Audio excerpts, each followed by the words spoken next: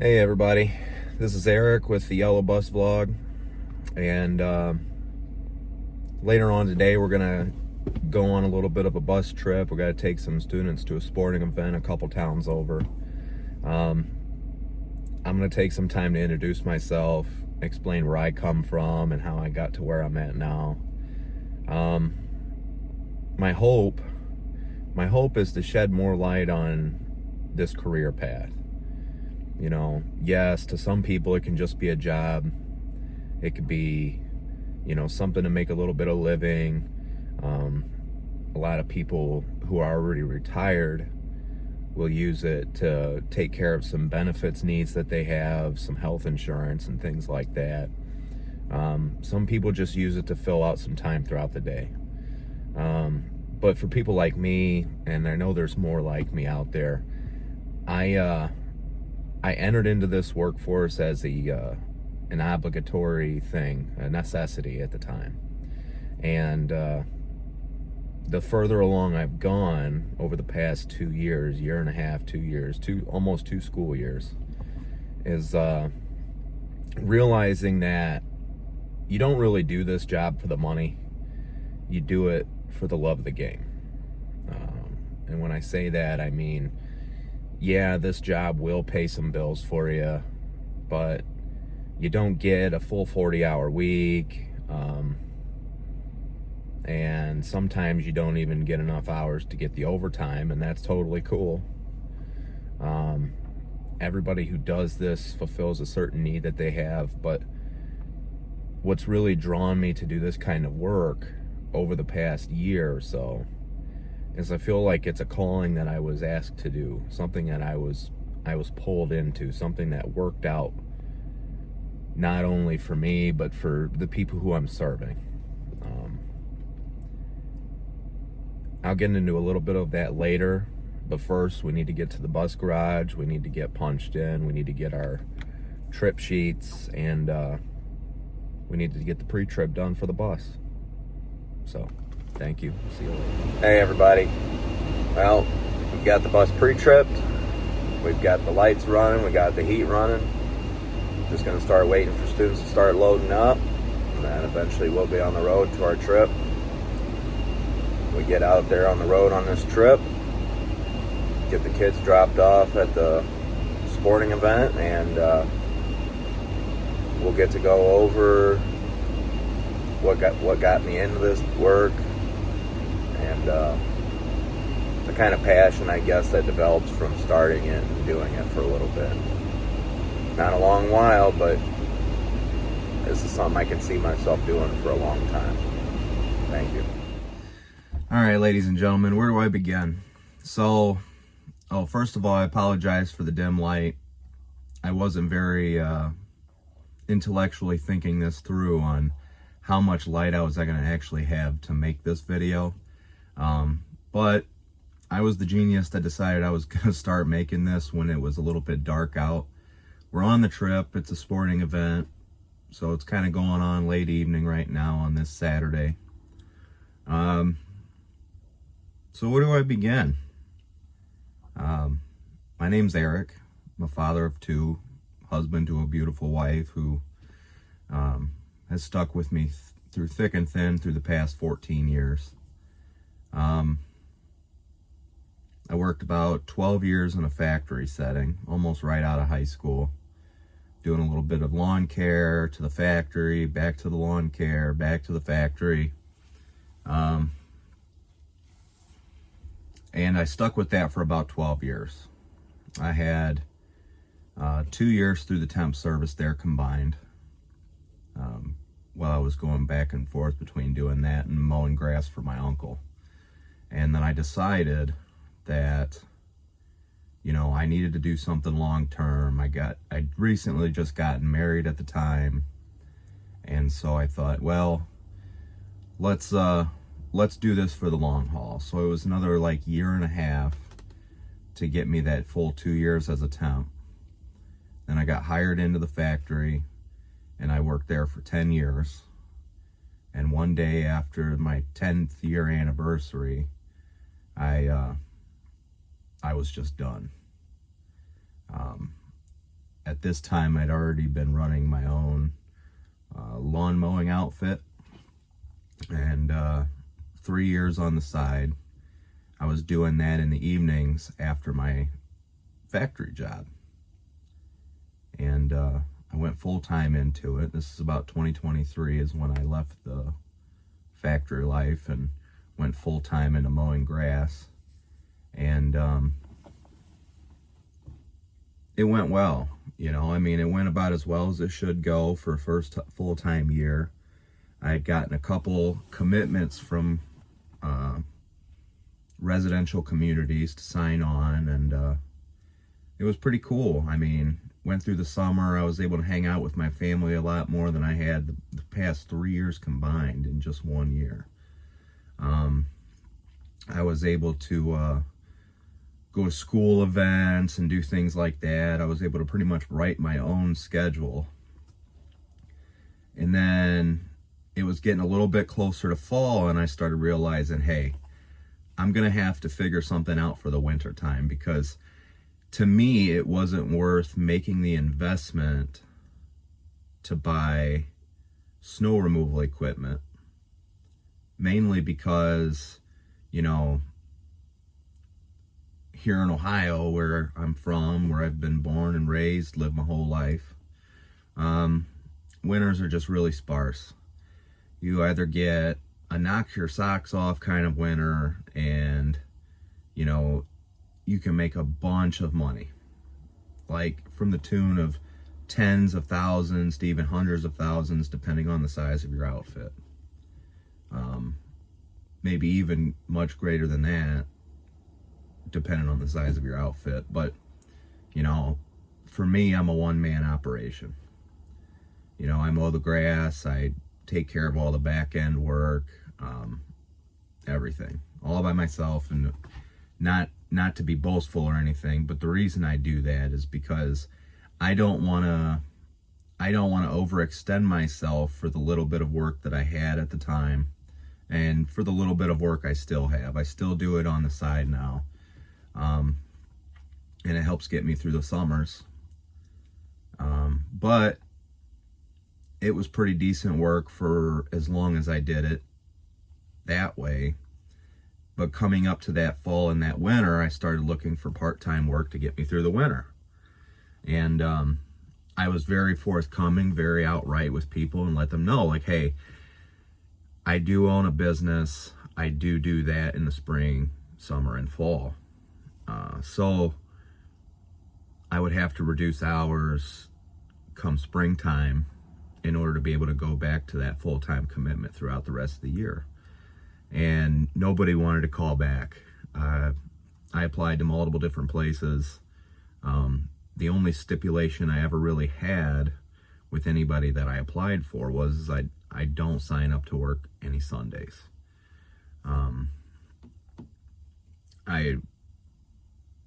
I feel like that's something that I want to take very serious.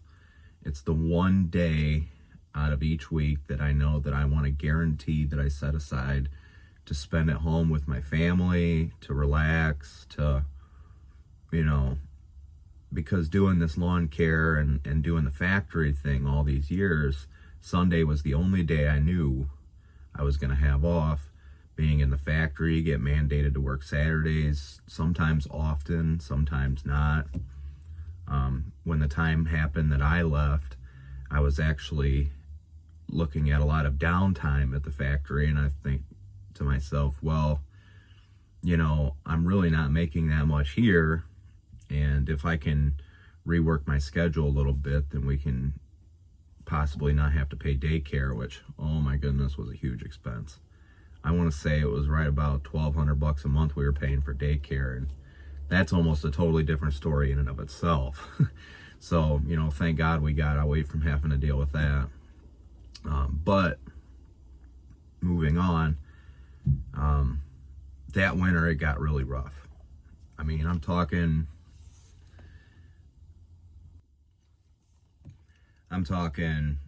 stretched about as thin could get.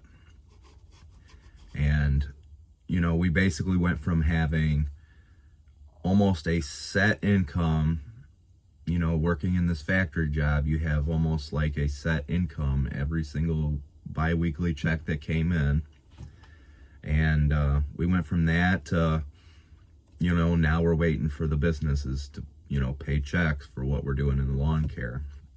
And at a certain point in the late fall, early winter, the fall cleanups were over with. And I'd already been applying to places to work, and it just wasn't happening. So right about October, November, I was scrolling through a job search app, and Indeed, I found something that piqued my interest. It was a school bus driver job. I went in there and I read through all that, all the information that they had posted into that app, and they said that you're required to have a Class B CDL. Well, I immediately felt defeated because I don't have, at the time, a Class B CDL. And I talked to my wife about it. I said, man, there's this opportunity right here, and I'm sitting here thinking about it. I'm like, this would work out perfect for mowing the lawns. I go out in the morning, I have the midday to do whatever I need to do, and in the afternoon, I can go back out, drive the route, and then be back home in time for supper. My wife,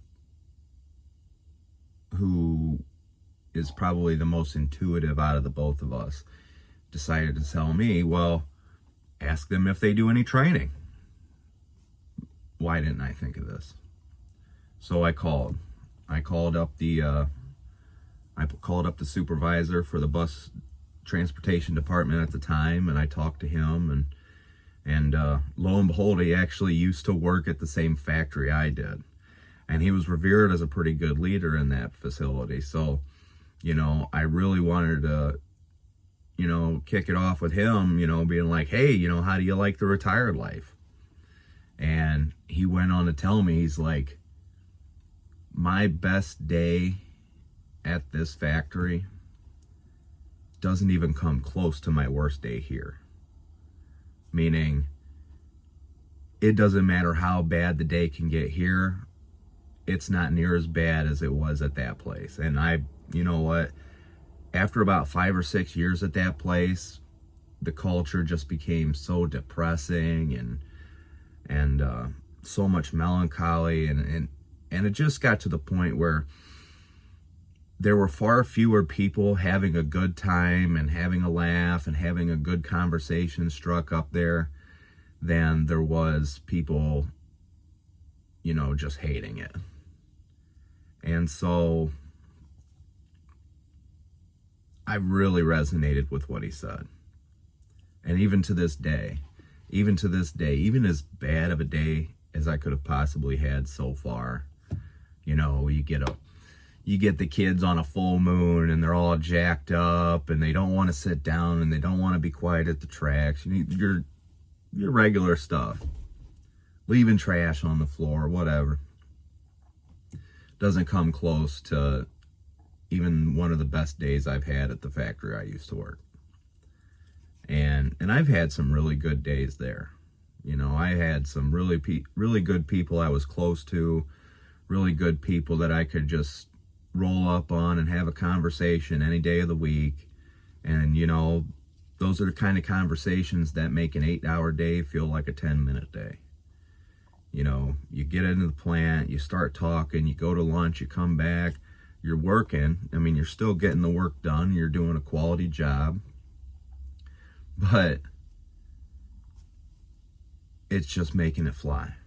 And there are some really good days and some really good people that I got to share that time with. And I won't trade any of that for anything. But let me tell you, the rewards for doing the work that I do now, for driving a school bus, for making sure I take care of these kids, get them from A to B safely every day, nothing touches that. I feel like when I rolled in there to that app and I seen that job posting, to me that was a sign from God that things were going to be taken care of. I just need to be patient. I had to be really patient. It took a couple months because the trainer that I was working with was also training somebody else.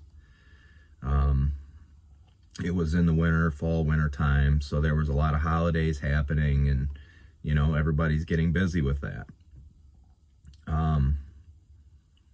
I think I got my license late January or February. Late January, I think. Early February, I started driving as a temp. And then I signed on to my first contracted job in March. And I've been in love with it ever since. Every summer, you get that last week of spring coming into summer break, and it's a really exciting feeling. You can't help but just be excited for summer, the rush of it. Everybody's ready to go, everybody's ready to start their break. Then you get into summer and you're like, oh yeah, this is cool, I got all this time, I can get stuff done. But then by the end of the summer, it's like I'm kind of ready to go back to driving.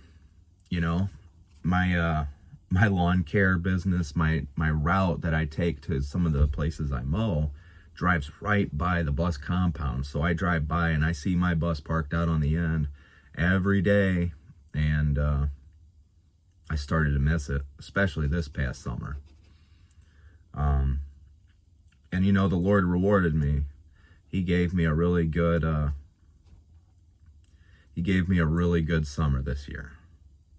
Last summer it was kind of rough, but this past summer here was probably one of the first summers that I was able to get through the whole thing before the drought hit. Now, I don't know if anybody else is aware with what Ohio's weather is. It sucks. It'll throw you for a loop every year. It'll leave you guessing every year. I'm about positive that's why the Farmer's Almanac's going out of business, because the weather lately has been wild. We went all spring and summer, and I was staying busy the entire time. Might have had a week. I had to skip some places in the middle of the summer. Normally the summer gets the drought. Normally I spend most of July or early August, struggling to keep working, keep mowing, because the grass just gets stunted, it slows down. This year, I went all through the summer, stayed busy all summer. And then about a week or two after school started back up, we got a drought. Like almost all of northwestern Ohio, just got no rain for almost a whole month. And that couldn't have been any better timed, because I'll tell you what, that first week or two of school, that first month of school, you get into this rush where, we're tweaking the routes, we're making sure that all the kids who are going to be on the bus route are on the bus, making sure all the kids who aren't going to be riding aren't riding, making sure that the route's going as efficiently, smoothly, and safely as possible.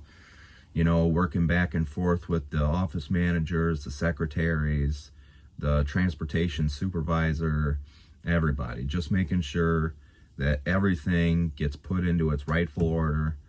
And anybody who does it, you all know, maybe some people have a smoother operation than we have. Maybe we're standard, for what kind of things we have to do to get the ball rolling at the beginning of the year. But whether or not that's the case, that's our case. But I just got lost in my train of thought. But it boils down to, at the end of the day, it's one of the most rewarding jobs I've ever had. I think God put me into this position at this point in time. The country, as far as I've been aware, the whole nation has been in an outage or a shortage of school bus drivers.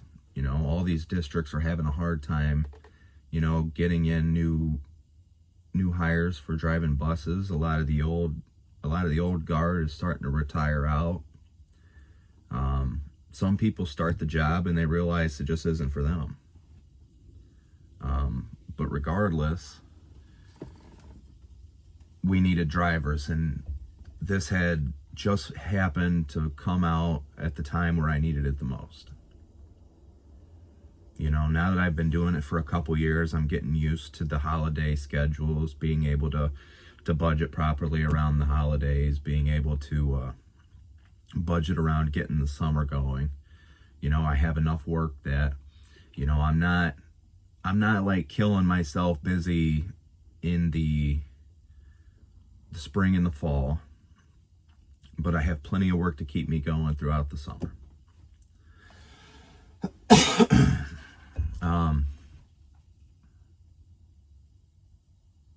But that's my background. That's how I got started into this. You know, I got started out of necessity, but I keep going because it's the love of the game. You know, in the moment, you look at the pay. If I compare the pay scale to the factory pay scale, it just doesn't even come close. I mean, I was making $1,200 every 2 weeks, take home, working in a factory. You know, take home doing this job. It's, you know, maybe north of 700, 800 after all the insurance and stuff comes out. It's not a huge money paying thing, and that's only if I work the regular contracted hours. And thank God that I work in a district that we guarantee contract hours at least enough to make sure you get on the insurance plan if you're contracted. You know, I hope that all the people that need that have that. But I couldn't be any more thankful for what I have here. The duty that I've been placed in to serve not only the community, but I believe I'm serving God in a way. You know, making sure that these kids are delivered safe, making sure they have somebody that cares. And I don't say that with a light heart. I say that in all seriousness. I know that there's probably people out there that probably get behind the wheel of a bus and they don't really care. They're probably, you know, done with everything else that they're doing in their lives. They're just trying to get their benefits and go home. Trying to get that, you know, easy paycheck. Because, you know, if you just hold the wheel and look out the front window and don't look in that rear mirror at all, what is it? And I'm sure there are people out there like that, but I'll tell you this much. At least in the district that I'm in, I would say the overwhelming majority of men and women that sit up behind this steering wheel with the seatbelt on and looking in that mirror, they care. They want to make sure that not only is there enough order in the bus to make sure that your kids are seated, safe, and delivered safe home to school and school to home, delivered safe on field trips during the school hours and sporting events during the evening, afternoon, and summer times. You know, these people actually care. And so that's the whole point of me starting up this YouTube channel. And I hope that during the course of these days, months, years, however long you guys want to hang out with me, my hope is that not only can we encourage each other as bus drivers, but we can inform the public on what the day-to-day is like and inform future prospective bus drivers on what the day-to-day is like. You know, not every trip is going to be fun. Not every route is going to be great. Though, you know, after about the first month or two driving in the school year, you get the kids are tuned in a little bit better. You know, they get out of that summer mindset. They get back to the school mindset. You know, they realize that I'm not just telling them to sit in their seats and, you know, stay out of the aisles and quit throwing stuff, and being quiet at the railroad tracks isn't just for my pleasure. It's so that way, especially following Ohio revised and administrative codes, the whole reason those laws are written in the first place is to make sure that every possible thing is being done to make sure these kids make it home into school safe. And so that's why it's our job to try to maintain that as best as we can. And so I just wanted to take this time to thank you for coming out and hanging out with me for, a couple minutes and listening to my spiel. And I hope that from here on out that I can do the very best I can to represent, what school bus drivers in Ohio or America or just in general, what we all strive to be. And, we'll have more chats like this. We'll talk about some other common sense things that come to driving the bus, that come to, what do I look for when I'm getting ready to start a trip or getting ready to start my route. I try not to go into the boring legal stuff if I can help it, but I'll do my very best to, explain as best as I can without being overbearing. So, but once again, my name is Eric. Welcome to the Yellow Bus Vlog. Sorry I'm saying that slow. I don't want to mess it up and have to retake this. But thanks for getting to know me. Peace.